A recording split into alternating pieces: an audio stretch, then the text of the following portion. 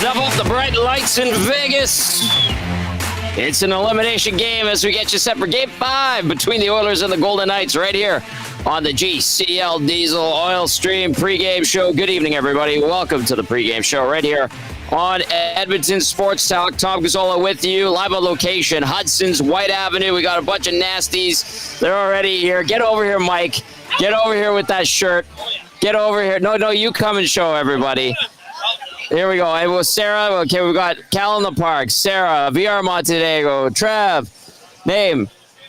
Barry. Oh, my God, Barry. I'm sorry. He's got his win. Yeah, get over here, Barry. Get over here, Tamara the Wig Lady. We got Rob in the Grove. We're going to start the show with this. Okay, Sarah. We got Barry with the, can I get a win, yeah? Win, yeah. And then, Sarah, you're going to have to show it. Okay, let's go like this. I know people are listening. It says line them up on this T-shirt, and then on the back of the line them up, it says, and so we're putting them on Tommy's tab tonight, apparently. Oh, boy. Well done. Cal in the park has his, too, and, yeah, there we go. So we got Barry, we got Tamara, we got Rob, we got Mike, a.k.a. VR Montenegro. We're going to have a good time here. My dad's coming down with his buddies, and then Belzy's got a group. Hey, you know what was awesome? Belzy goes, hey, we start at 6:30, right? Wrong. We don't. We start at 6. Amateur hour here. Amateur hour. Oh, Belzy. He's a busy boy. He's a busy boy. All right. So good vibes already. Hopefully the rain stays away for at least another hour and a half. Tamara was showing me the forecast, and it was looking like rain around 8 o'clock. So we should be okay. Raider Jesse's here now. So away we go. GCL Diesel, of course, providers of the best diesel engine components around, from turbochargers to ejectors, fuel pumps to sensors. They are the critical engine component experts. Proud to serve Edmonton and Northern Alberta for over 50 years. Text us 780-218-9999. Get to the nasty chat as well. All right, we're off and running. Hi, Raider Jesse. Yes, good to see you. There we go. He's ready to go. Nice hat. I like it. Natso, how you feeling going into this one? Pretty positive, actually. I think the Oilers are rolling. I think if you compare the two teams in terms of health, things that are going well, special teams are turning. I think it's going to be a good night for the Oilers. Skinner's going to want to build off his shutout. I think that's a positive, too. I think Aiden Hill's fighting it a bit. And the big one's Mark Stone, right? We'll find out here in about an hour or so if he's going to play. I know Brandon Saad didn't take the morning skate, Alex Pietrangelo, McNabb, which by all accounts, those two are expected to play, but we'll wait on the forward group. And yeah, I mean, for the Oilers, Tom, like we said it last time, like you can close this out tonight, do it. Don't leave anything to chance, and let's roll on to the third round, and we'll see what happens in the other series, but we'll worry about that after. But honestly, Tom, I've been confident throughout. I mean, I started a little in the LA series. I picked LA to win, but after tying it at 2 or even that Game 5 win, I've been pretty positive on this group, because if they play like they did last game, there's not many teams that can beat them. We'll see if they can get it done. That was a formidable game number 4 just a couple days ago here in Edmonton. Okay, of course, Ken Belke will be joining us. He has been, well, we had Ashley Weiss earlier in the series, but Ken's been excellent, and he's going to stop by in about 10 minutes' time, give us the scoop. He did have that report that he's had it confirmed to him that Mark Stone is out. We will see if he's got any different information. I know you guys had, was it Ryan Wallace that was on? Yeah. Who wasn't too sure, but Ken's on it, man. But what did Ryan say? What was his take on it? Because is there divided opinions on this? No, because we brought up, I did say it was Ken Belke from Simba in Vegas that kind of sent that tweet out. And he goes, listen, he goes, he wasn't denying it. He goes, all we've been told is all 4 guys are game time decision. Yeah, Bruce Cassidy was playing coy about it, wasn't he? So I get that, but But if Ken's got a good authority that, and he's got it from a couple of sources that have confirmed that Mark Stone's out, that's a huge loss. If indeed that's the case, we'll talk to Ken further in about 10 minutes time and hear what he has to say. Nanso, what do you got for question of the night tonight? Yeah, it's getting tougher and tougher, but I got one, and I thought we discussed it a bit on our show as well. Like, looking into this game, I mean, a lot of things are going right for the Oilers. So I guess this is the question I want to ask Edmonton fans, and we can ask Ken Belke. What's one positive or advantage that Vegas has right now on the Oilers? Because I don't see a lot. Health, special teams, forwards, depth scoring, the D-corps playing good. Your goaltender's all playing the other guy. So for anyone out there on the River Korean box, 780-218-9999, or on the Nasty Chat, where does anyone see an advantage for Vegas in this game? Tom, I guess we'll start with you. Good question. I still think that the Golden Knights, well, their power play's been better. How about that? Right? Sure. Power play. Go with that. I know the Oilers won the special teams battle the last couple games. I do want to say defense still, but Edmonton's defense has been pretty good, especially last game. Game 3, spotty, and that was as a 5-man unit. There's a lot of confidence that came from that game. That's why it's tough, because we're dealing within the now, right? Like there's many parts of this series where Oilers have the upper hand, and some people might say, well, they're at home, that's an advantage. But then I heard there's a lot of Oilers fans down there, so how loud are they going to be? So because you brought up special teams, and I think it's a good one, but the last 2 games, they're 0 for 5 on the power play. That is the Vegas Golden Knights. If we're being in the now, right? Yeah. Now. The other thing, go ahead. Sorry, no, you go ahead. Vegas is only 2-3 on home ice this postseason so far. Ooh, another. That's good it, point. Right? Like when you brought that up, I'm like, yeah, they call it the Fortress for a reason. They defend it well, all that stuff. They had a great home record during the regular season, but they're only 2-3 in the playoffs at home, and it stood out to me as I was preparing for the show today. I was like, oh, wow, okay. Edmonton on the road, 3-2, by the way. So is that an advantage? Edmonton took the 2 games that were in Vegas. Edmonton has the only home win in this series. And then we brought up... Is that wild? It is wild. You know what also is wild? They're 7-8 in their closeout games. The only loss coming in Game 7 of the Stanley Cup playoffs. They're also won 4 of their last 5 Game 5s, Tom. The only loss coming to Vancouver in last year's second round. They won every other Game 5.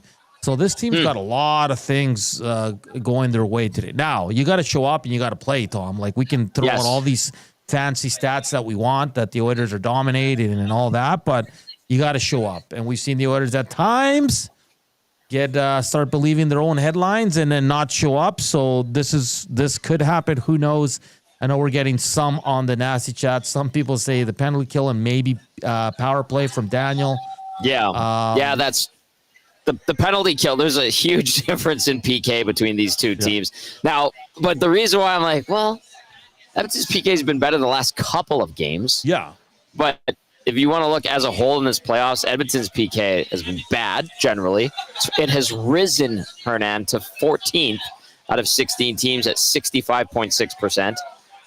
And the power plays, it has been good. It's 5th in the league in the postseason at 27.3%, whereas Vegas 6th on the power play, 26.7%, 4th on the PK, 81.8%. So overall PK for sure. I agree with that. I still give the tip of the cap to the Golden Knights on that one. Yeah, Duffman says the only advantage Vegas has tonight is the building and last change for matchups, which is a good one.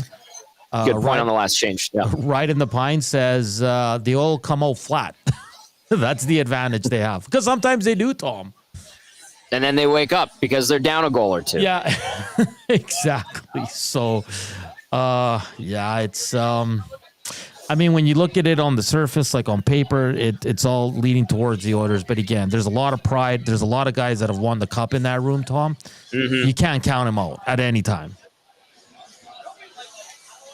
We'll see what happens. How much does the 8-2 in series clinching games factor in your mind tonight? I think it's huge. That's the Oilers' record since 2017. Sorry, go ahead. Yeah, it shows that the Oilers are kind of killers in this spot. Like they don't leave it up to chance. They don't mess around. So for me, it's one of those things. And like I said, Tom, like you had 4 guys missing the morning skate for the Golden Knights. A couple guys are maybe 1 or 2 are game time decisions. Oilers are coming in healthy. They're feeling good. They're getting depth scoring. We talked to Ryan Wallace also about What's happened to Hurdle, Barbashev, Brett Howden? Like, no one's producing, man. Hurdle's done diddly squat. Yeah. I haven't noticed him at all. I mean, he had a couple chances in the first 2 games, but outside of that, Hernan, I have not noticed him whatsoever. Let's take a look at his game log here. Hasn't scored a point since game 5 against Mini, where he had a goal and assist. Yeah. Donuts across the board since. Played 2053, 1701, 1710, 1859, 1606, and 1747 in the time since. So Hurdle hasn't done anything in this series. He did nothing in the last couple of games against Minnesota. He has been MIA. And in fairness, Tom, point. I think Hurdle and Barbashev at least have had their looks. Like, we look back at Barbashev's breakaway last game. Hurdle looks frustrated because he's had plenty good looks in this series and just can't finish, right? Though, but I look at those two guys as guys that need to step up for Vegas tonight. And then I like what Ryan Wallace threw in there. He goes, Brett Howden had a hell of a regular season, and he hasn't been around it in this series. So if you look at those 3 guys, if those guys can get going, of course Vegas can get back in this, no problem. Yeah, that's a good point. All right, Ken's going to be hopping on in a couple minutes here. Let's to your starting lineups. Oh, look who it is. Belzy's here now.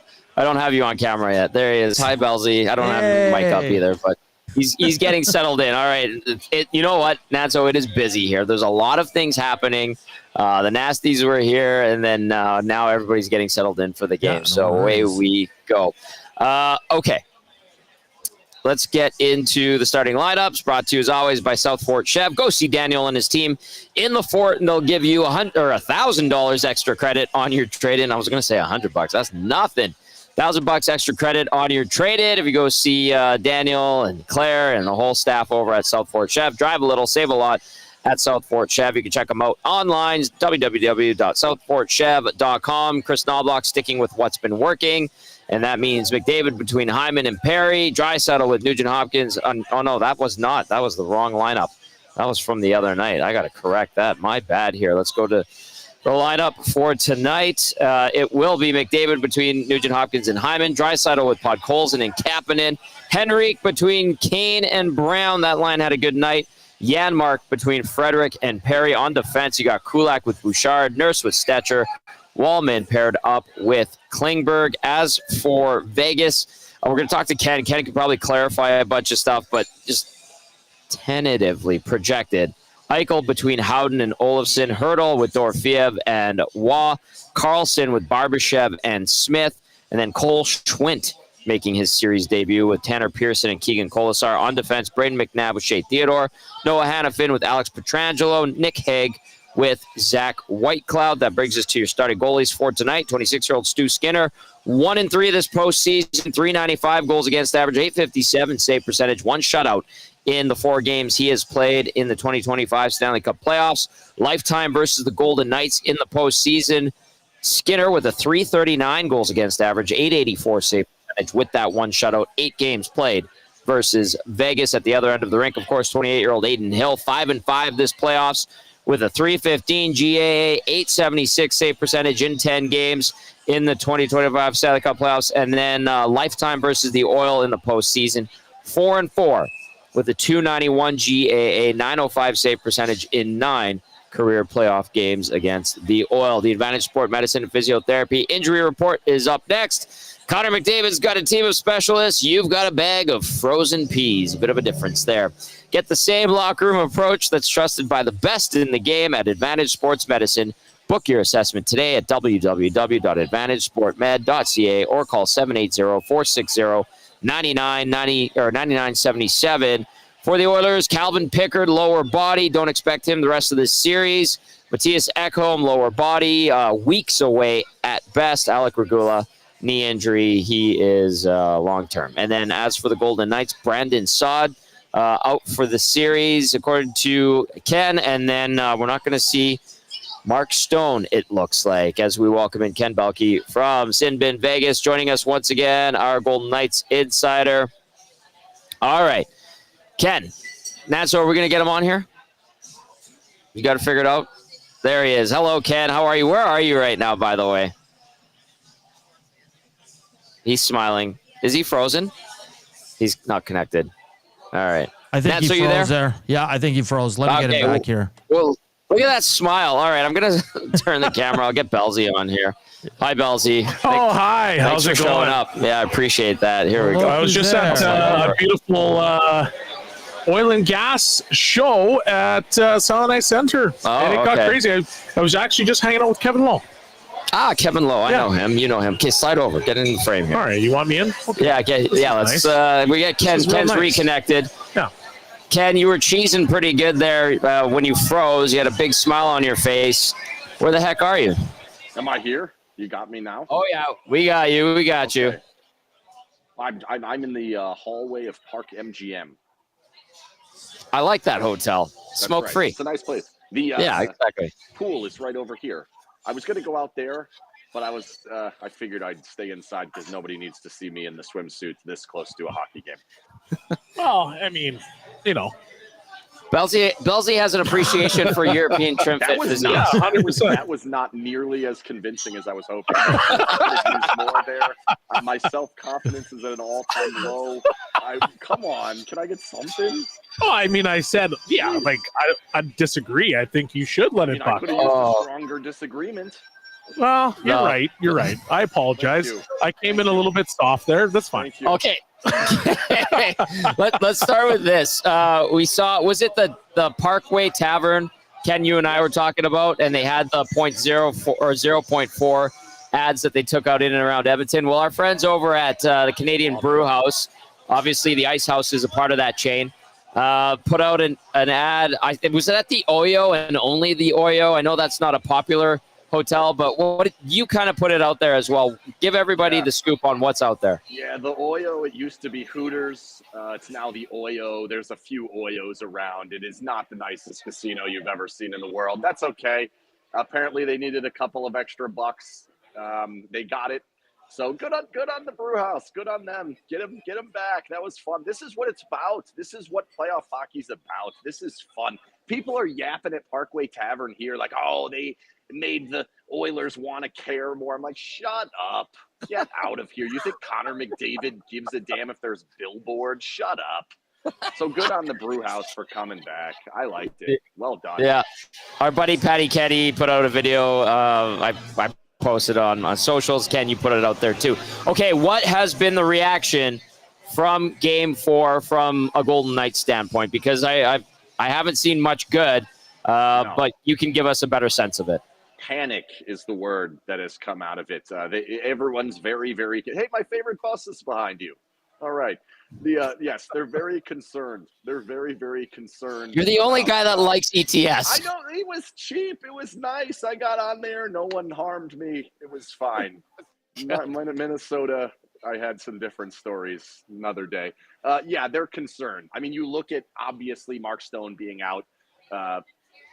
McNabb's injured. Petrangelo's injured. Saad is out. We think there's still a little bit of an injury to Dorofeev. And then you look at the lines and the pairs, and it's like, this is what happens when you've run out of answers. You end up with Brett Howden, Jack Eichel, and Victor Olofsson as your top line against a team that has Connor McDavid. Like, you're asking for a lot. They've put Hanifin and Theodore. I believe this is the first time we've seen those two together to start a game all season. I'll have to look that one up.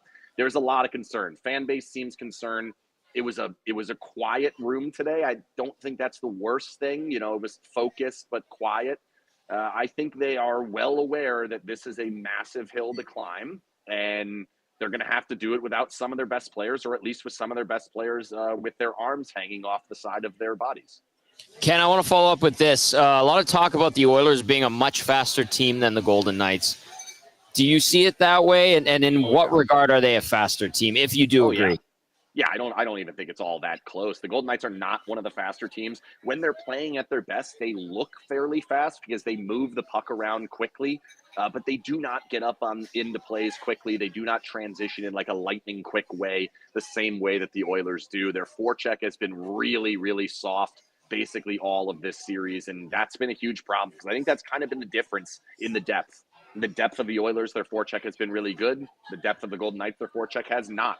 I think that has to change in this game, and maybe the insertion of the one and only Cole Schwindt will turn that around. Kasperi Kapanen turned it around the other way, so maybe Cole Schwindt in his playoff debut can score his first goal behind a goalie. He has a goal, but it was into an empty net, his only career goal. So why is that? Because when you look at the Vegas team, they're obviously a physical team. They have guys that can get on the forecheck and obviously disrupt things. And like you mentioned, they haven't been able to do that this series. So, what's going on from a Golden Knights standpoint, and why they can't get into those situations where they can pressure the Oilers defensemen and create those turnovers and be heavy on the forecheck. Yeah.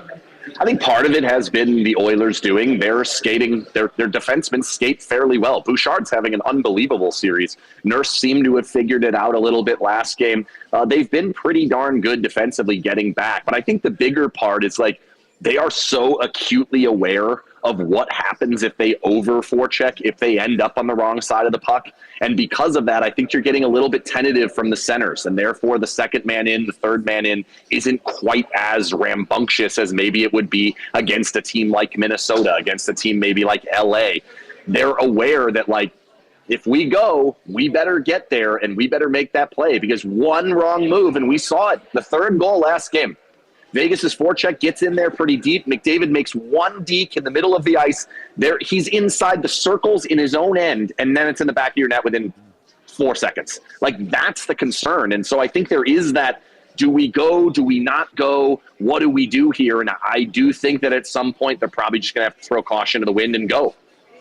Well, yeah, and that's part of the thing that, hampered the Los Angeles Kings, because, they would get those early leads, and then all of a sudden they would sit back. And when you're not forechecking the Edmonton Oilers, you're allowing the Connor McDavids, the Leon Draisaitl's, some of these high-end players, lots of time and space to get their feet moving, and then they put a ton of pressure on. And I just find that it's almost like you're playing with a fire. And you allow these guys to continue going after you wave after wave, and then it just creates a situation where now you're reeling and you don't know what to do, and you're trying to play catch up. And, I do think that for the Vegas Golden Knights, for them to try to get back in this series, they have to try to get out and pressure as much as they possibly can to force the Oilers defensemen to cough it up and create turnovers, and that's maybe the way that they're going to get in the series. Yeah, I think that's spot on. I think that's exactly going to be the plan. I am very interested to see how that looks with the new lines, because basically all three of the new lines, there's not really two forecheckers on any of them except for maybe the fourth line. That one has three, but that one doesn't really have anybody who can score. So I'm interested to see, all right, you can get there, but then what do you do with your possession?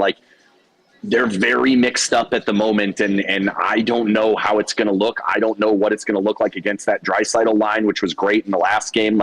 It's going to be tricky. I do think there is a real chance that, the Hanifin-Theodore thing could turn the series around a little bit. If that hits, if that works, that could be something that they find, because now all of a sudden Pietrangelo and McNabb can play together despite both having hard injuries.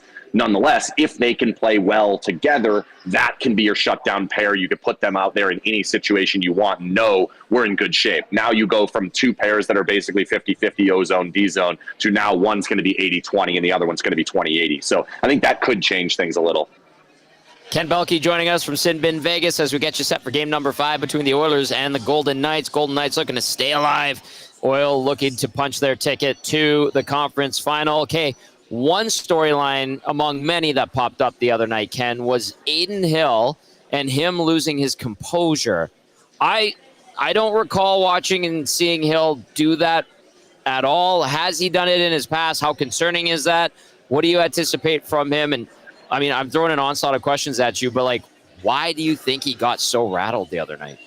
Yeah, I mean, I heard a good theory that he went to Four Nations and was goalie partners with Jordan Binnington and stole some tricks out of Jordan Binnington's bag. I like that theory, that all of a sudden, hey, that guy's a bit of a psycho. Maybe I should do that. Actually, though, this season, Adin Hill is a little feisty when guys get around him. He punched a guy in the face with his blocker earlier this season. He's not ever been afraid to slash guys. And I think part of it is he's 007. I don't know. They don't call penalties on him. 3 times in that game, and 2 of the 3 they ended up on the power play. So it almost like gives him the license to be whatever.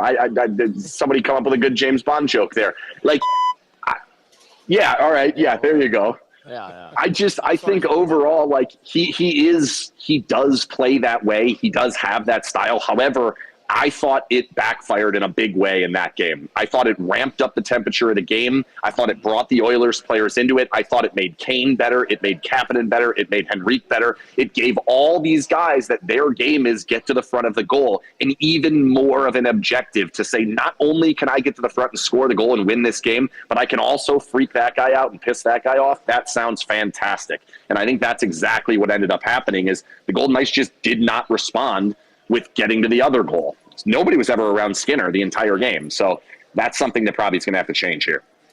Is it one of the situations where, maybe Vegas just felt like they didn't want to get into that penalty battle or have, emotions ramp up to the point where they could become undisciplined? One of the biggest things, obviously, that we all know is that Vegas has been one of the most, is the least penalized team in the National Hockey League ever. Is that part of it? Is that what they're maybe thinking and saying, okay, well, like, we don't want to engage in this style of hockey because we've basically made our bread and butter off the fact that we're disciplined, we're going to capitalize off your mistakes, and then we go from there. Yeah, I don't think they back down necessarily. Like, Hill chased after Kane after it happened, and even in that play, like, it's pretty clear McNabb shoved him in.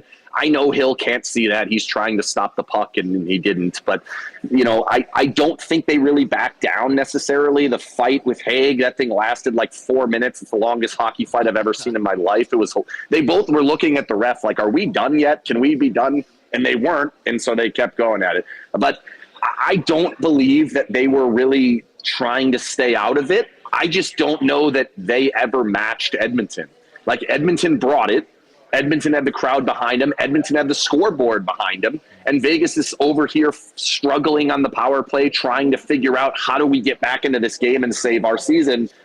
And it just never quite came together. I am interested to see because they have been harping on their starts. The first 10 minutes, that's all they've been talking about. So let's see. What does the first 10 minutes look like? They do not get goals at 5-on-5 historically this playoffs in the first 10 minutes. They might have to tonight.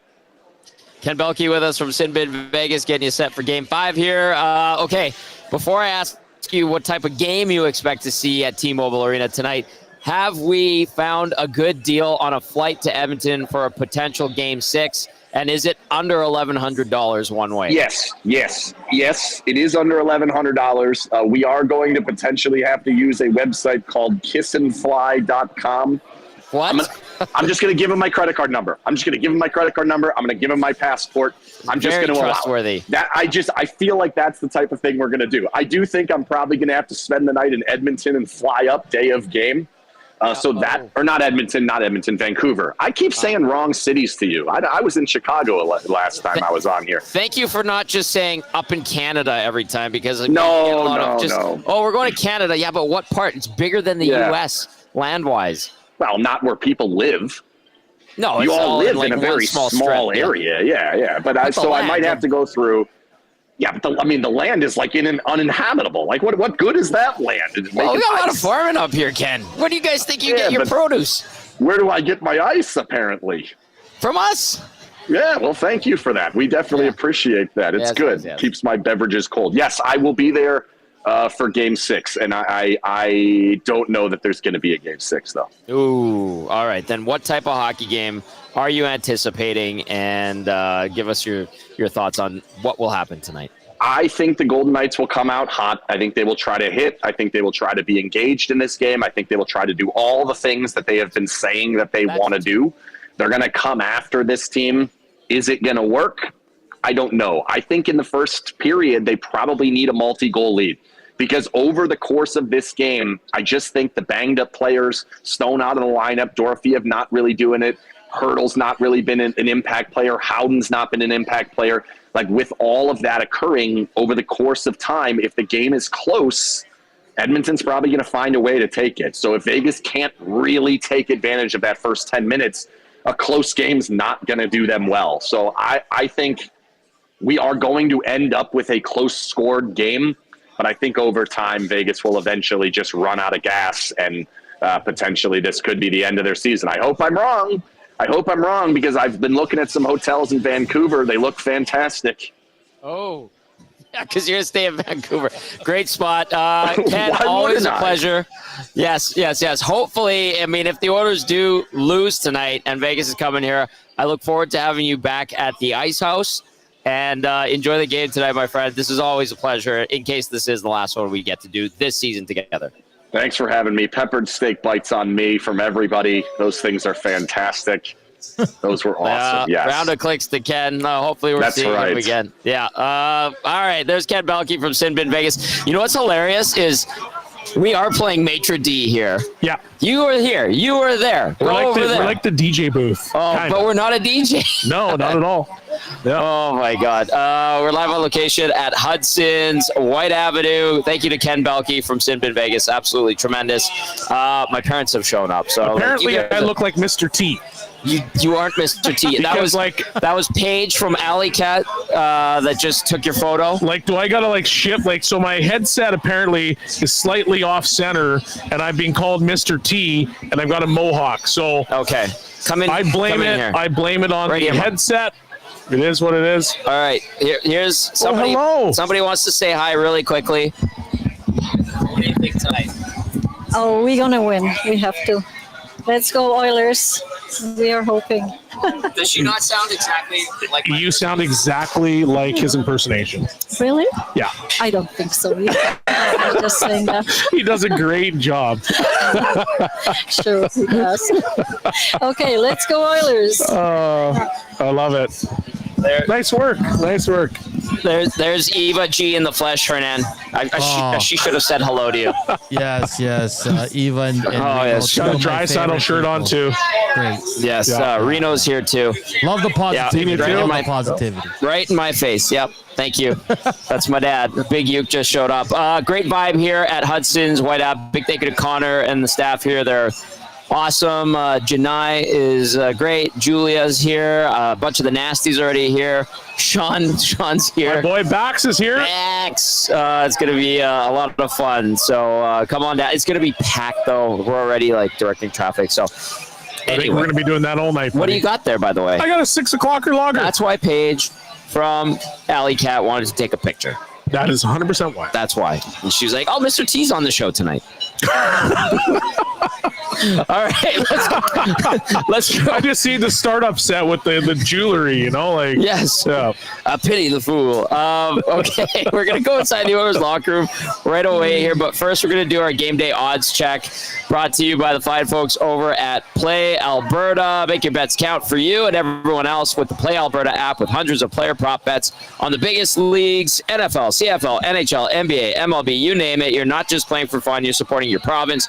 Play Alberta revenue helps fund Alberta programs and services. Deposit today with promo code YEG50, YEG, all caps 50, and get an EST exclusive $50 free bet to get started. There's some EST partner bets. I put a little sprinkle on a couple of them. The boys on the Lock Shop had a PGA one. I put a couple bucks on that one. I went with Dusty's early bird one. I didn't go with Jay's play of the day, but I'm going to have to ride Jay's play of the day coming up here. Finally got my account up and running. I forgot to punch in the YEG 50 though for my $150 bet. Yeah, it says I can't do it till tomorrow because I, like an idiot, weren't thinking. I wasn't thinking when I put my deposit in, and I also put a cap on my deposit limit per day, which is probably smart. But I didn't need to in that moment. Well, a good friend of mine, Joel Ward, who happens to be the assistant coach for the Vegas Golden Knights, said, it's only gambling if you lose. Oh, boy. That's not a good thing. I was like, Wardo, I don't think that's the case. But, hey, yeah. I mean, do what you got to do. Obviously, so there's some good stuff there. Yes. Game day odds check. Let's look at the money line. Edmonton plus 110, Vegas minus 139. The puck line, Edmonton minus 250, Vegas plus 150. Guys, what do you think? The over was at minus 139, the under plus 100. Are we going over or under? Nance, I'll start with you there. I'm going to go over today. I've been going under this whole damn series, and I've been wrong. Yeah. So I'll take the over. Yeah, that is favored at minus 139. I would take the under today. I just feel... I don't know. I have a feeling that it's going to be a lower scoring, tighter game. What do you think, Kelsey? I'm going to go with the over. I do think it's going to be a tight checking game. Okay. I think it's going to be close, but it's going to go over. Okay. Well, you can get in on that. PlayAlberta.ca, great partners, and we appreciate that. That is your game day odds check for tonight. Let's go inside the Oilers locker room. Let's hear from one of these guys. Coach Mike says, I'll say it like this. Who has a statement game tonight, 29 or 97? That's from Coach Mike. Let's hear from 29, and then we'll follow up with our answer right after we hear from Leon Draisaitl. Close out 7 of 8 series clinching games. Can you maybe talk about your experience in these games and how hard the fourth win really is today? Well, it's obviously a hard one to get in any series. The other side's always desperate. There's always a sense of urgency that needs to be there for their team. We've been in that situation as well. So I think we've done a good job in the past of matching that and then staying with the moment and capitalizing whenever we get the chance. So we're obviously looking to do that again tonight. What are you primarily looking to carry over to the game? I think just our all-around team game, our patience, the way we defended, our attention to detail. Didn't give them too much. Every team's going to get their looks. A good team over there, good players, so they're going to have their looks. But Stewie was great, obviously. So, just more of the same.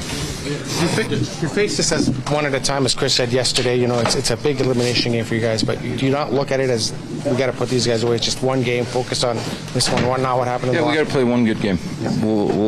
That's where our head's at. Let's play one good game here tonight and give ourselves a good chance to move on. Leon, this team has 9 different players with 3 or more goals. Do you think people recognize the amount of depth you guys have? And is it a different team than maybe teams in the past that you've been involved with?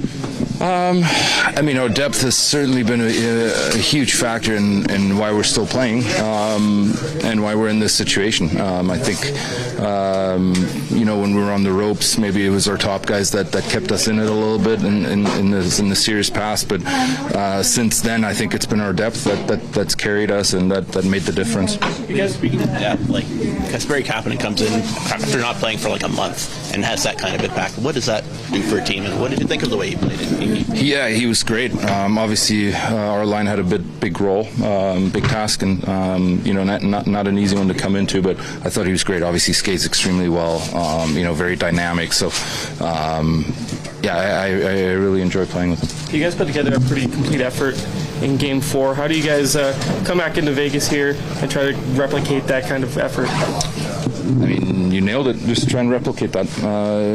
More of the same attention to detail, same urgency that we had in Game 4, and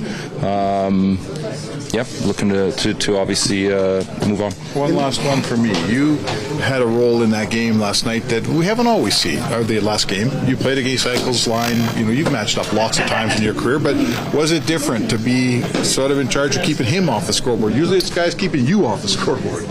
I'd like to think that I can play any role you give me. Obviously, a challenge like that excites me. I feel like I've always, whenever I've been given a challenge like that, I've always responded really well, and I know I'm very capable of, scoring goals and on the other side also defending really well and shutting someone down. So whatever it is I'm needed to do this time of year, I'll gladly do it. Not that many 50-goal, 100-point guys who are willing to say, I'm good with being a defender first. That's How come you're saying that? How come you're different? Because I want to win, and I know sometimes that's what it takes to win. And I can put my own stats on the back burner for a couple of months if that means that we're going to be the last team standing. Obviously, we got a long ways to go, but whatever it is, I'll gladly do that. Thank you. When Speck asked that, and I'm sitting there like, the answer is I want to win, and he said exactly that. And then putting his stats on the back burner, Belsey. Yeah, hearing him say that. That's important. If your leader's saying that shows how much they care about seeing this through. Mm-hmm. That's a big deal to me. Now, going back to Coach Mike's question before we went to hear from Draisaitl, he said, "Who has the statement game tonight, 29 or 97?" I'll start with you, Sean, then we'll go to Nanso. Who do you think does tonight? If either one of them or both or either one. What are we considering a statement game? Where they come out and they completely dominate? Yeah. Because in my opinion, like, if you think about what Leon just said, is that not a statement game, what he did in game 4? I can put my points aside and I can go shut down the best, the opponent's best line. Yes, is that not a statement? Yeah, well, when you talk about it like that. Flash your tits on the street. Who did? Oh my goodness! Wow. Oh boy! I don't know if you got that. I don't know if that's fit for air. That may or may not be fit for air. That is a lovely offer. Thank you. My goodness. Somebody, a lovely, nice young lady, is obviously referencing 2006 and the good times that might have been. 2006, or was it more about last year with the girl that made Playboy? Oh yeah. Yep. Yeah. So things are about to get real here. Oh, we're gonna hold off on that. We will thank her for the offer and politely decline for now. So what do you think about McDavid and Draisaitl? I told you it was getting crazy here, man. Like, there's some kind of move going on. Yeah, I kind of picked up a little bit of that, but interesting. I don't even know what the question is anymore. What the hell are we talking about?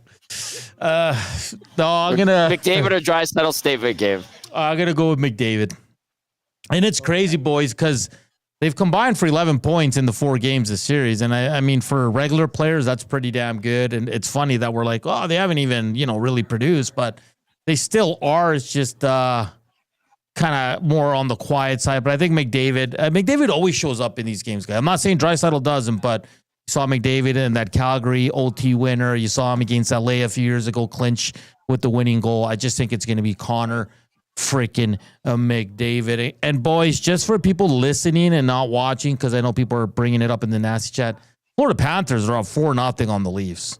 It is absolutely butt kicking right there. Yeah, I was going to talk. I'm glad you brought that up. Perfect segue. And yeah, I think this is a prime opportunity, really quickly. Prime opportunity for McDavid, Draisaitl, both to really step up. And I feel like this is when they are going to elevate their game and put their statement on it. Yeah. Oh my goodness. I'm good. Oh. I don't know if that made it.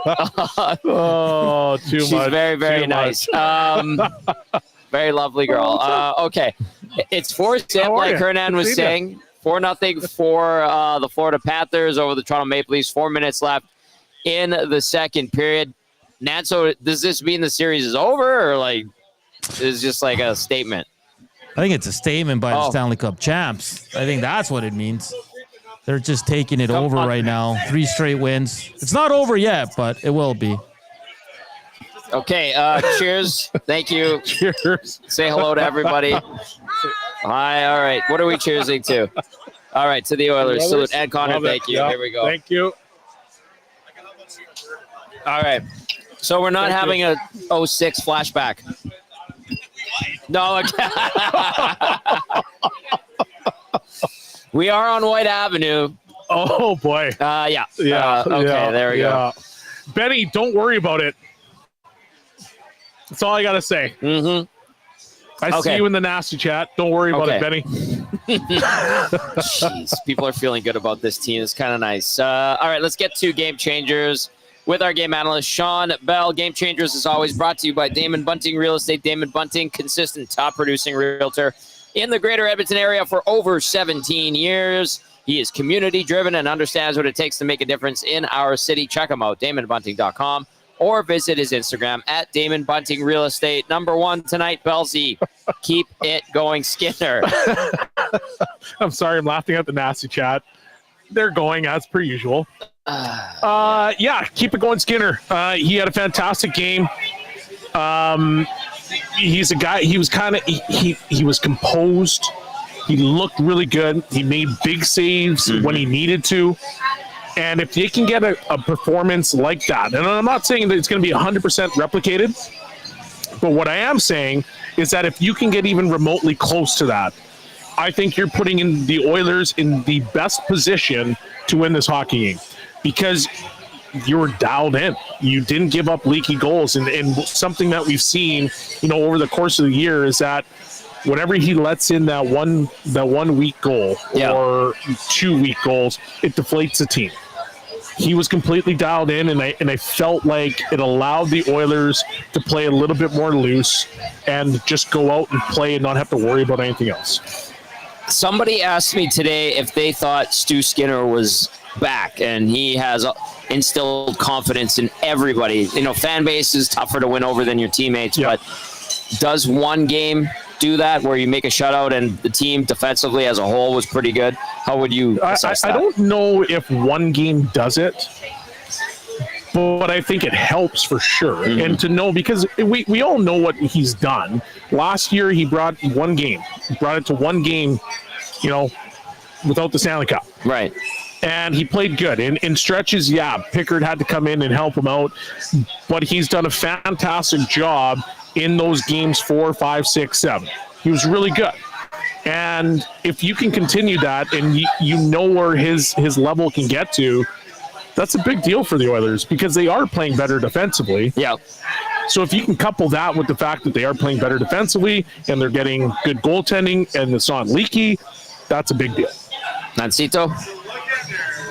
No, I agree. I think that game helped him immensely. And listen, guys, for all the heat Stuart Skinner takes, I think someone brought it up. I can't remember on which show, but someone said, I think it was one of the insiders on Dusty's show, this is a guy that's been there and done that. How many teams can say that, right? So for me, it's a big moment for him. He's got to build on it. One good game's not enough for this team. They need to have confidence in. And what Skinner has to do is make a tough decision for the coaching staff when Pickard's healthy, because we talked about it a bit today, looking way ahead when both guys are healthy and this guy continues to play well and win, and maybe they clinch tonight or on Friday, guys. What do you do? And I think it's a great problem to have. So, we'll see if Skinner can not bounce back, but can continue his strong play from last game and see what kind of confidence he gives this team. Calvin C. via the Nasty Chat says, Tommy for SD Award for Fail of the Year, LOL. No, we're not doing... hello. We're not doing what happened here on this street in the postseason on our show live on the air. That is not happening. It's not happening, so don't even think about that. Yeah, I know. Calvin C. I'm sorry to disappoint you, but it's not happening. Yeah, but that was funny joke. And Connor Yakubuski from Hudsons here was like, hey, we have an idea. I'm like, no. All right, let's move on to point number 2. Game changers going into this elimination possibility tonight for the Oilers. A big boy hockey as they look to put an end to Vegas this season. Big boy hockey. When they played that style, Vegas couldn't handle it. Right. Pietrangelo had to scrape himself off the ice multiple times. That's hard to deal with. When you know that your lips are going to be pressed up against the glass every other shift, you start tiptoeing around getting that puck. And that's a big deal for the Oilers, because right now, the way that they're trending, they're able to play any style that you possibly want. They've got the skill. They got the required skill. McDavid, Draisaitl, Hyman, Nuge, Kane playing obviously really well. They have the ability to do that, don't skill you, but at the same time, it's a take no prisoners approach. Right. And it's a big deal because Vegas, for whatever reason, is Are they a physical team? Sure, I think they are, but they bring out the best of the Oilers when it comes to that physicality, and it's something that they cannot handle. And I like seeing it. I love seeing it because it allows the Oilers to be their best selves. And so they need to continue with that, because it takes away time and space from the Vegas Golden Knights. It allows those players, or it makes those players hesitate 1 second of, do I really want to get this puck? Because you know that a guy's going to come at me and he's going to blow me up. Kapanen had an unbelievable game on the physical side of things. Podkolzin was good. Kane was good. Hyman was good. Like, they just played in-your-face hockey, and in-your-face hockey is hard to deal with, and that's something that the Oilers learned last year when they played the Florida Panthers, because the Florida Panthers were very much in your face all the time, and so it's very hard hockey to deal with. Hernan, you want to jump in on that, or do you want to move on to point number 3? Let's move on. Like, I just, what Belzy's saying, relentless, right? Like they were last game. Like, they're giving them nothing, right? You saw the punishment they put on Alex Pietrangelo. He didn't do the morning skate. Like, they're feeling it, boys. You got to keep going. Yeah. Yeah. 100%. All right. It is Game Changers with our game analyst, Sean Bell, in for Matt Cassian tonight. Point number 1, keep it going, Skinner. Point number 2, big boy hockey. You heard Belzy talk about it. Finish your damn checks all night long. The Oilers did that in game number 4, certainly. Point number 3, Sean. Aiden. All right. Adin Hill, the way that he played, and you know, we talked about it earlier today in the show. Is that part of his game? Does he like that confrontation? I don't know. But what I do know is that it pulled him out of his game. It got him thinking about something else other than trying to make saves. And it was effective for the Oilers. So for me, you've got to continue to do the exact same things that made you successful in game 4. Right. Get to the paint, make him uncomfortable, second guess what he's trying to do, and make it a night where he's just consistently, when he has a puck in his glove and he's trying to scoop it out and he's trying to do his little skate, he's got to run into somebody's body, because that's annoying for goaltenders and it pulls you out of your rhythm. And that's an important thing. How much do you think last game was deliberate on the point of the Oilers, or how much of it was them recognizing that Hill was initiating some of it and that they could pull on the loose thread and get to him? Because I found it very interesting what Ken Belkey said, that Adin Hill picked up some tips and tricks from Jordan Binnington, and some of those feistiness elements of Binnington's game don't always work in his favor. Well, yeah, but if you don't do that on a consistent basis and that's not part of your game, then why pick it up and why try to do it in the playoffs? So for Binnington, I honestly don't know. I don't even know how I would begin to think that that's going to help him. When you look at Binnington's a competitor. Yeah. He thrives off this stuff. Ray Emery used to thrive off of that same stuff. Sure. But Adin Hill, to date, have you ever seen him do those things? No, I haven't. And he's won a Stanley Cup. 100%. And so I don't know if it's a good thing that you learn to pick, tidbits from Jordan Binnington and the fieriness and whatnot, because to me, it takes you away from your game. Your game at Adin Hill, you're a competitor, you're a big body, you're a blocker, you do a good thing, you do good things, and when you challenge guys, you make it hard for the opponents to score. Yeah. But I personally didn't see any of that because he was too busy trying to slash guys, trying to come out of his crease, stick his leg out. To me, it just completely took him out of his game. Yes. And if you're the Oilers, you got to go after that again. And I'm not saying fall on the goaltender. I'm not saying that.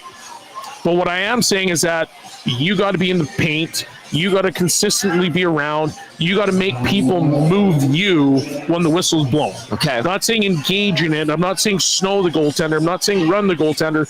Make them move you when the whistle's blown. Because at the end of the day, that becomes annoying. And maybe that small crack, if Adin Hill is dialed into his game, maybe there's a little chink in the armor, and that's all you need to completely unravel it. Hernan, where do you stand on Adin Hill and this kind of getting all feisty and stuff? Yeah, it's I like the the theory that because he was with Bennington and Four Nations kind of rubbed off. Well, that's what Ken said. And I was like, what? Okay. Yeah, the guest we had on ESC Afternoons from Vegas, he kind of mentioned, he goes, I doesn't think he was rattled too much, almost like he was enjoying it, like he wanted to get in the mix. Like, who knows? I mean, I don't like, it was a 3-0 game. You can look at that third goal by Kane and say that was kind of weak. It's still kind of trying to figure out if it was deflected or not. It was it wasn't the best goalie gains, but guys, let's be honest. Adin Hill's been the second best goalie in the series. Whether it's Pickard or Skinner in net, let's be. Or is he third best goalie? Third best, yeah, exactly. He hasn't been up to par. We heard coming from that Minnesota series that he started slow and got better as it wore on, but still not to where they're used to seeing Adin Hill. So it's interesting. I think he's the big one today. I think that team needs some depth scoring. They need some of their big guys to show up, but I think it all lies with Adin Hill, guys. If he can play unreal tonight, they're going to have a great chance to win this game. If he's played like he has in the first 4 games, I think it's a good night for the Vegas Golden Knights. Yeah, and I agree with that, but they also need composure, right? Like they need their final line of defense to be composed in the net, not be the guy that's trying to initiate fights. Belzy. If you're trying to initiate fights in a game 5 where you're potentially out tomorrow, you need to be composed. You need to be dialed in. You need to worry about only what happens in that crease. If you don't and you're worried about other things, well, guess what? Pack your bags, boys. Get your golf clubs ready, because that's where you're going to be. And that's the reality of the situation. Belzy, do you think, like, because you've been in an NHL room, and do you think anything was said to him after the first period, like, hey, man, like, don't, like, enough with showing this much emotion? Or do you think they just let him be and he kind of knows better, he needs to calm down? I think he realized that he had to calm down. I think that he knew that he was a little bit animated and guys were getting under his skin, and you get to the break and it's always a reset. No matter what happens, like most coaches, most players, depending on how you play, they're like, okay, let's see if we can get to the break.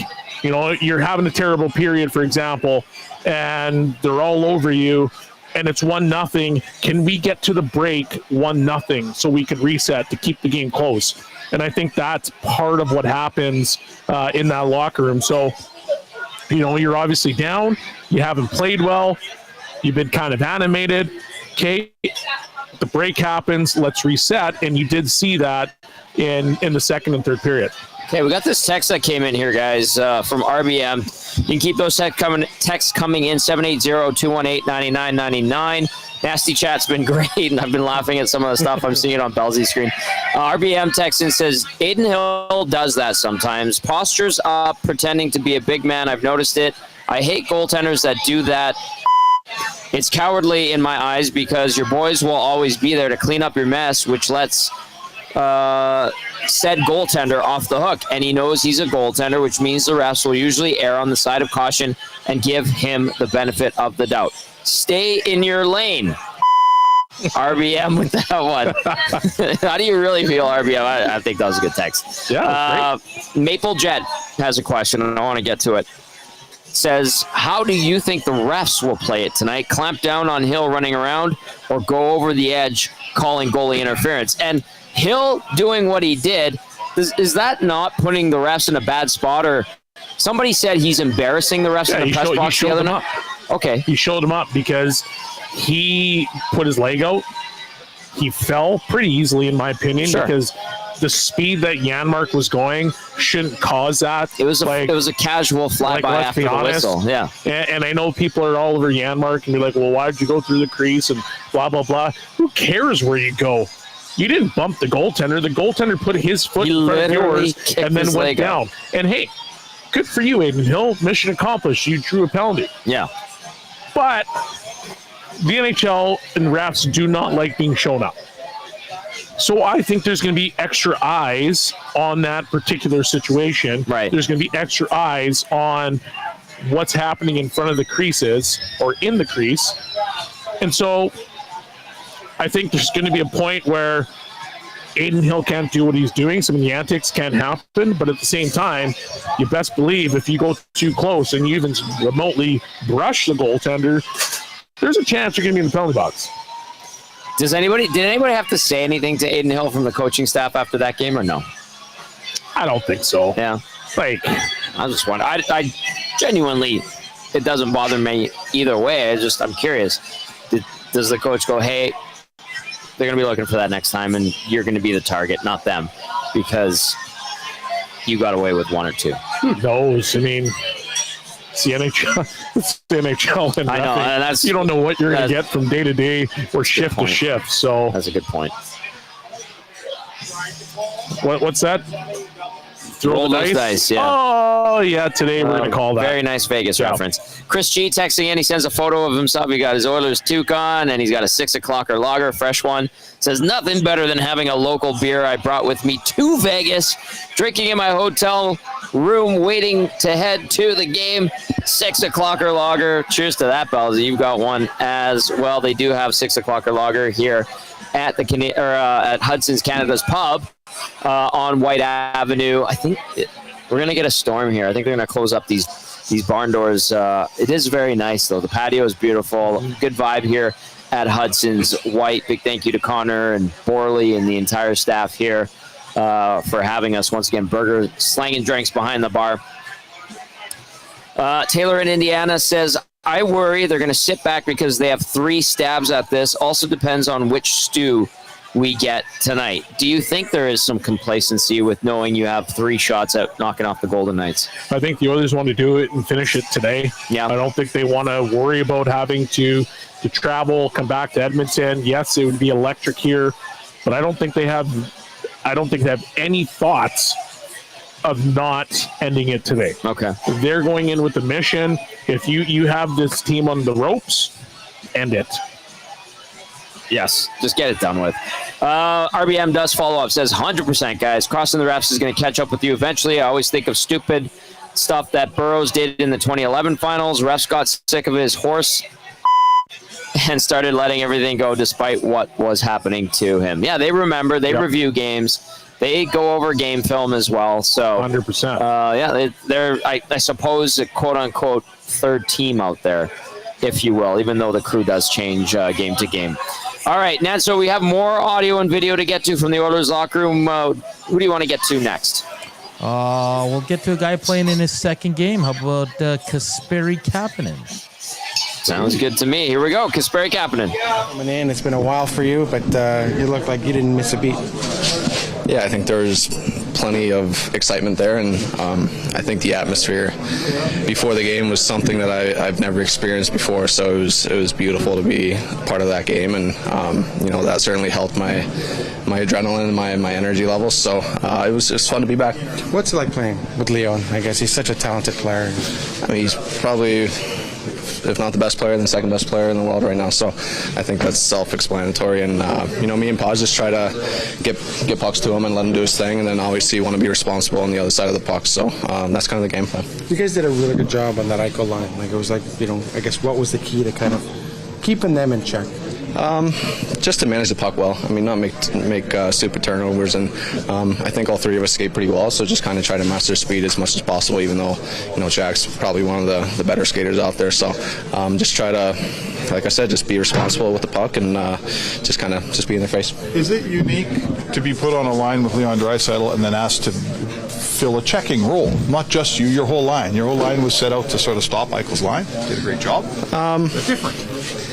That's a tough question. I think we got a good combination of everything, kind of. I mean, I think certainly Leon's one of the better players, offensively and defensively too. And me and Pazzi just trying to use our speed and physicality to kind of get pucks back to him. And I think it's a good culmination of a lot of things. So it certainly felt good last game. Sorry, can you maybe take us through this opportunity that you have drawing into playoff games and what your mindset is in approaching your second one this season? Just enjoy it. I mean, playoff games are always special, and especially with this team, it's a special team. And like I said earlier, just the atmosphere last game in Edmonton was unbelievable, and I hopefully that that keeps up, and just enjoy it and relish it, and just keep it simple. You came out, shot out of the cannon, hitting everything that was walking. Maybe take us through that, your intention on hitting, and then how much you've also had to maybe change your game. I don't know if that's even a thing. Yeah. yeah, just trying to be physical out there, and then obviously not trying not to take stupid penalties by being too physical or letting my emotions get the better of me. Just kind of keeping that in check. But I think that's something I can try to bring to the team is physicality and kind of get that energy up, which I felt after that shift was certainly there. So I just try to do a little bit of that today. What can you say about the depth in this dressing room? Oh, there's plenty of it, and there's a lot of experience, which I think is key. So even though we're an older team, we still got a lot of energy, and guys feel good. So we're a dangerous team right now. All right, that was Kasperi Kapanen playing his first game of the postseason the other night. Very effectively, very physical, using his feet, moving well, and complimenting Leon Draisaitl and Vasily Podkolzin. How easy is it to sustain that type of game? Well, I think they're going to be amped up, so I think very easy. Right? It's not a complicated game. It's not. It's an up and down, north-south type of game and run into a few bodies. And I think that based on the fact that he was out for a long time, he's not really willing to relinquish a spot. And he understands that, hey, I have a role, I have a duty to my team, and if I want to stay in the games, I got to make sure that I'm playing the right way. I've also got to make sure that I'm being physical, because when I do that, the team kind of responds to it, and my line mate responds to it. And so I think it's a big thing for the Oilers to have guys that are chomping at the bit. Kasperi Kapanen, no stranger to playoff hockey. He's played in 39 career playoff games. He's got 5 goals, 8 assists, -7. He doesn't wow you with plus minus, but again, that's a stat that we kind of look at and go, well, yeah, you know, whatever. 20 penalty minutes in that time as well. So a very good Oilers playoff debut for Kasperi Kapanen, and let's see if him, Podkolzin, and Draisaitl can keep the good momentum going. Do you think Bruce Cassidy will want to get Eichel away from that line? Because that was a big talking point after that game. Well, I think based on the way that they played, sure. But if you're playing devil's advocate, you could also say that, hey, it's Podkolzin and Kapanen, and your guys need to be better. Right. So I think it's a little bit of column A and it's a little bit of column B. But if I'm Vegas, I'm not running from that matchup. That's a good point. It's one of your best lines. I'm not running from that matchup. I expect my guys, my horses, to be better. Pure and simple. And they haven't been. They haven't. It's simple. They haven't been. Yeah, good point. All right, 780-218-9999. Get to the nasty chat as well. It is the GCL Diesel Oil Stream pregame show, live on location, Hudsons, Whyte Avenue. What a interesting vibe so far today. It's getting busy in here. It's getting busy. It's getting real busy in here. Cal in the park just came by. He dropped me a note. Thankfully, it is not a request for a song. We are not the DJ. Thank you very much. Cal says still room for 4 to 6 nasties. If anybody is thinking of coming down, the nasties do have basically the whole dance floor. They booked, I think initially it was supposed to be a dozen, and then it rose to 16. And then now I think it was up as high as 20 for the amount of room that they had. So there's room for a few more. Still a great turnout. There's room for like 15. Onion Let's be honest. Let's pack this place. Well, there's Andrea. I'm sorry, Hudsons. Yeah, we're gonna pack this place. Yeah. We hate good times. Oh, I see Mo. Mo's here. There. He'll settle in with the nasties. There's not room for 4 to 6 nasties. All the nasties that have the ability to get here, get down here. Let's go. Come and join us. Yeah, and my dad he's offering us onion rings. He knows we're on the air. Oh yeah, he doesn't care. I think he just wants his. He just wants his baby boy to be nourished. I'll be just fine. I will be nourished. All right, there's Mo. What's up, Mo? Everybody's back there if you want to join them. There you go. See more nasties showing up. He heard the call. He did. He heard the conch call go out. So I guess room for 3 to 5 more nasties. Nope. Well, Belsey wants to sell out the barn. Let's make it rowdy in here. Yes. Let's go, nasties. Let's go. All right, in the meantime, we're going to go back down to Vegas, and let's hear from Oilers head coach Chris Knobloch. I touched on this yesterday about the importance of trying to finish this off here, but this team has been well versed at doing that in the last 2 years. I know you were only here last year, but what does it take? What's the key, I guess, to kind of matching their desperation and pulling this out? Treat it as every other playoff game, one day at a time, one game. we're not looking at it as if we have to win one of three. I know they're not talking about they have to win the next three. They are talking about they have to win tonight. And we are talking about the same thing. We have to win tonight and not worry about anything else. And I think a lot of it has to do with just being able to, keep our game simple and working hard. Our guys did a tremendous job at the commitment, the work ethic that they had last game. We just have to continue doing that. Chris, that Draisaitl-Eichel matchup seemed to work pretty well for you. You're on the road now, so you don't have last change. You've never been one really to chase matchups, but are you more inclined to try to maybe chase that one? No, I think when you're chasing guys off, especially on the road, if you have a line out there and they're coming off, you're just setting yourself up for more mistakes, more miscues, line changes. That's a big part of the game that I don't think gets talked about enough, is just what happens when there's a line change. Any neutral zone, transition, scoring chances, usually it's a bad line change. And I think if you got guys coming off and on, it just makes things difficult. And I've got confidence in four lines that can play 1 through 4 lines, and so no, I don't think that's an issue. When it comes to, I guess, playing here, I guess, what is the key? You've already had success here twice. What is the key to kind of try and taking the crowd out and just playing your game? I don't know, just playing our game. Playing solid. They are very dangerous off the rush, and you see that in the series. The amount of goals that have been scored off the rush for both teams. So we're just gonna have to make sure that we're not feeding their transition. We've got guys staying above them, and when we're giving up even man rushes, then we should be able to defend those. But if they're odd man, that makes those things a little more difficult, and they got some dangerous players that they can create some chances. So we just have to eliminate that. So to confirm, it's the same lineup that you had? Well, it's the same lineup. How do you get, when your team plays as well as it's played in a long time the other night, really good game all over the ice, how do you resist the urge to coach between games? How do you stay out of it? Do you try not to change anything, or is there still adjustments? Well, there's adjustments to the fact that we're on the road, so there's going to be little things that are going to be different. I think we're treating it as the same as after a win or a loss. We've had some good games throughout the playoffs. I don't think we responded very well. We've won them after those good games, but I think we've been fortunate the way we played after those strong performances. But I think we're still coaching. There's things that, hopefully we're still playing for another month or so. Fingers crossed, that'd be great. And if you're not touching certain aspects of the game, whether it's our forecheck, our breakouts, defensive zone coverage, if you don't address those things over a long period of time, they start to lapse. They don't look sharp. They're weak. And so there's always reminders for the guys, because it's we know Vegas.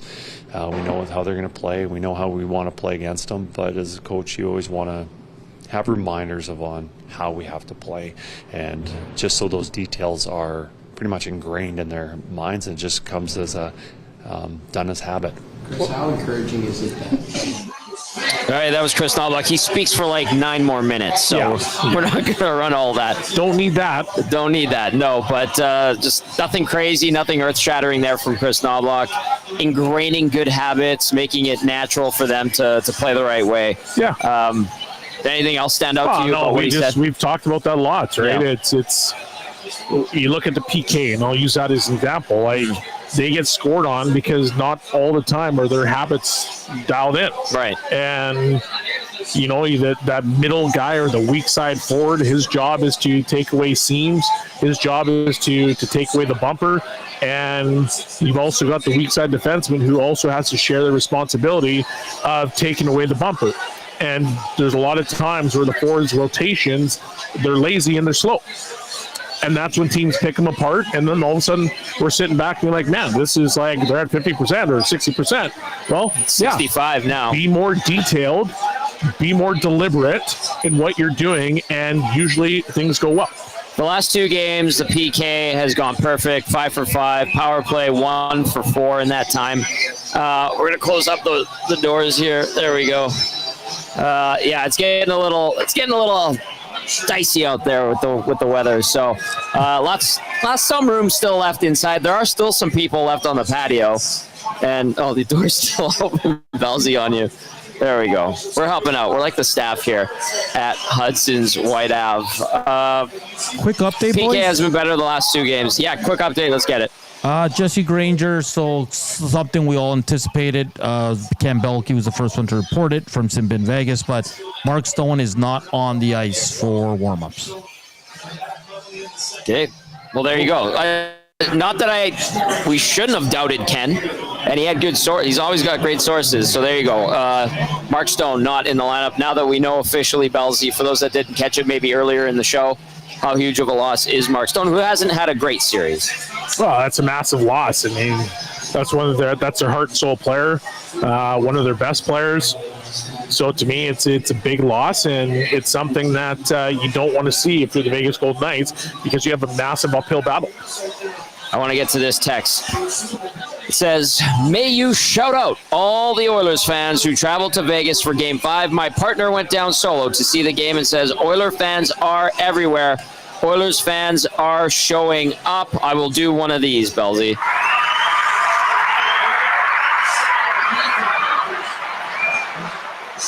That's for Nice all work, Edmonton. the Oilers fans that traveled down to Vegas. And then there's this account I follow on X called Las Vegas Locally. Yep. And it says, it's got this, like, the cheerleaders coming in with the marching, this is a drumline band and whatever. And they do a little parade into the game every looks game. like a riveting parade filled with Oiler fans. But the caption with it says, the Canadian mind cannot comprehend this. Oh, that's a dig. Oh, yeah? This is like a small gathering in Edmonton. A gaggle, if you will. Yeah. Don't insult us. Don't insult us. Las Vegas Locally.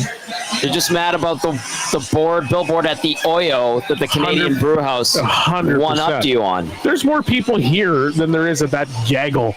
Yeah, there really is. Okay, let's get to some of your text, 780-218-9999 as we roll on here on the GCL Diesel Oil Stream pregame show. Tom Gazzola, Sean Bell, live on location, Hudson's Whyte Avenue. Hernan, the Latino Heat Salas, is back at EST Global HQ. Peter says, Oilers, ML, Dry, ATG, and McDavid, 2 points.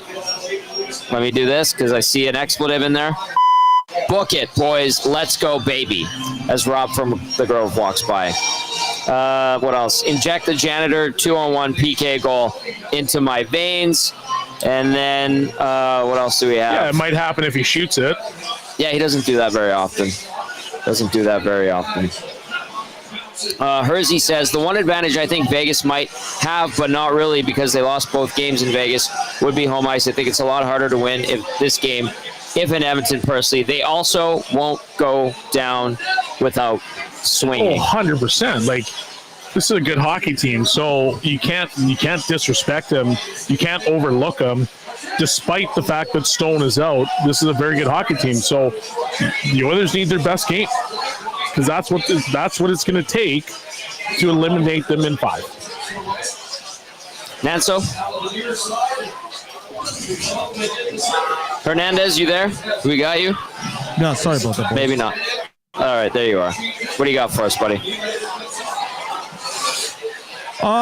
Yeah, not much, guys. Just watching the Leafs go down, and I guess the Boo Birds are pretty harsh down in Toronto. I can't really hear the game, but what are they booing? Well, guys, I know you guys. The team or the refs? The team. Mitch Marner does a spinorama turnaround. You got to watch on one of the goals, guys. That it's just unreal that they're still making those kind of plays. But yeah, it's one of those things where it's pretty crazy. Tommy, I am tracking Twitter just to make sure we get some more lineup notes. But by all accounts, our buddy DVD also tweeted out Mark Stone not on the ice, so he's definitely out. And who did you have in for him again, Tom? I just can't think of the name right now. The projected. I have the projected. It was Cole Schwint getting in. Yeah, that's the name. And then Sinbin Vegas also tweets out Alex Pietrangelo, Braden McNabb, both are on the ice, so they will play tonight because they missed the morning skate, right? Okay, so here's the projected lineup for the Vegas Golden Knights. No Mark Stone, Jack Eichel with Brett Howden, Victor Olofsson, Tomas Hertl with Pavel Dorofeev and Nicholas Waugh. William Karlsson between Ivan Barbashev and Riley Smith. Cole Schwindt with Tanner Pearson and Keegan Colasar. That's projected. On defense, Braden McNabb with Shea Theodore, Noah Hannafin with Alex Pietrangelo, Nick Hague with Zach Whitecloud. As for the Edmonton Oilers, no line changes from what we saw in Game 4, where they played excellent. And just as a reminder, Connor McDavid with Ryan Nugent-Hopkins and Zach Hyman, Leon Draisaitl with Vasily Podkolzin and Kasperi Kapanen, Adam Henrique between Evander Kane and Connor Brown, Matthias Janmark with Trent Frederick and Corey Perry. On defense, Brett Kulak with Evan Bouchard, Darnell Nurse with Troy Stetcher, Jake Wallman with John Klingberg. Your goaltenders for tonight, Aiden Hill for the Vegas Golden Knights. And then at the other end of the rink, it is Stuart Skinner. All right, anything else? Wish Pods went with Haig. That's from T-Man. Do you think we're actually going to see some fights tonight or no? Do you think that was a one-off, the one with Trent Frederick and Nick Hague? I think that's a one-off. I think that it's going to be spicy tonight. I think there's going to be some definite animosity. I think there's going to be some big boy hockey. Mm-hmm. But I don't think there's going to be a ton of fights. Okay. Yeah, but bigger fish to fry. The Vegas Golden Knights, they can't be worried about fighting. They can't be worried about exacting revenge. They need to worry about winning a hockey game. And that's what's on their mind. Speaking of not winning a hockey game, the Maple Leafs just got scored on again. Oh, boy. 5-0. The Florida Panthers lead it. This is the best thing I've seen all day. All right, we got a point shot. Gets redirected, goes off of, is that AJ? Oh, no, it hit the D-man in front.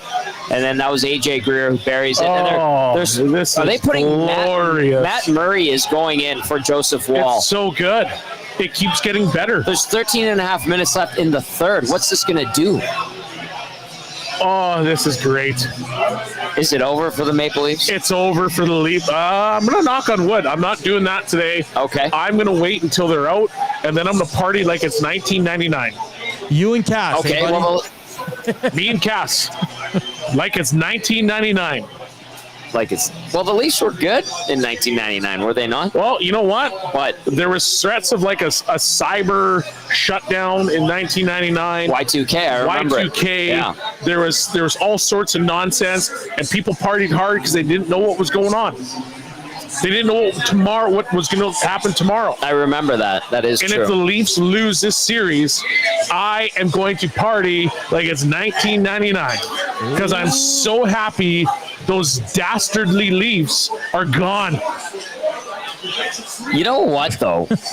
I do remember the Oilers. I'm blue, blanc, and rouge. I'm not. Yeah, you're a former Hap, but I'm not saying anything defending the Leafs here. I just do remember Edmonton losing some big postseason games, going down to the brink of elimination, and just coming back and stomping. It was Anaheim. They stomped all over in Game 6 to force a 7th. Last year in the Stanley Cup Final in Game 6, where they were down 3-2, they destroyed Florida. You know how like hangout today we were talking about the Jets are going to Jets? Yes. The Leafs are going to leave. And they're leaving now. A jersey has hit the ice in Toronto. Come on. Yeah. No way. This is great news. Now, with this being said, I don't like that.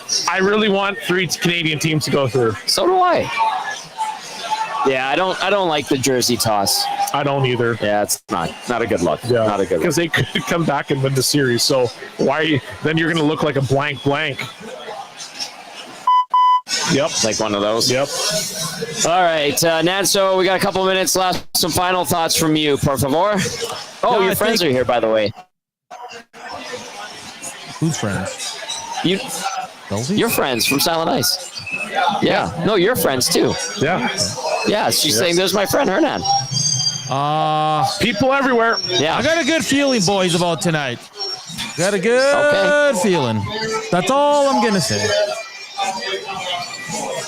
I got a good feeling, too. A lot will be told in the first 10 minutes of the game. but I'm excited. All right, let's read this from Jake in Ontario. Says, guys, I've had a hard time getting overly excited so far because I'm waiting for the final. But I am very excited for tonight's game, feeling the excitement coming back. Mark from Arizona chiming in says, Tommy, I lived in Vegas for 6 years. The town is a joke regarding the fans. They have no clue what passion is. It's all fake juice, man. I don't know. I'll give them the benefit of the doubt. They show up. They do a good job. They do a good job, I would say. Good entertainment. That atmosphere at T-Mobile Arena is excellent. Now, in terms of like understanding the game, the way it doesn't even matter. They do such a good show. Yeah, that is true. Enjoy the ride. Well, let's see if just enjoy the ride. Let's see if the Oilers can make it curtains for the Golden Knights tonight. See what I did there? I did like that. All right. I like what you did there. Belzy, final thoughts from you. I'm expecting a fantastic game. It's going to be big boy hockey, Western Conference style. Yep.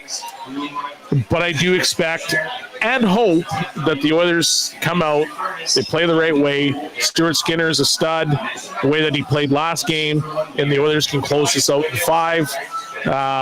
If not, I expect this place to be electric, and they'll close it out here. Well, either way, let's go. The vibe in here is so White Have, I'll tell you that much. It's filling up here at Hudsons Whyte. Big thank you to Connor and Berger and Julia, Janai for having us, Peyton as well, and all the nasties that have shown up. It's going to be a great time. My parents are here. My dad's trying to feed us onion rings while we're doing a damn show.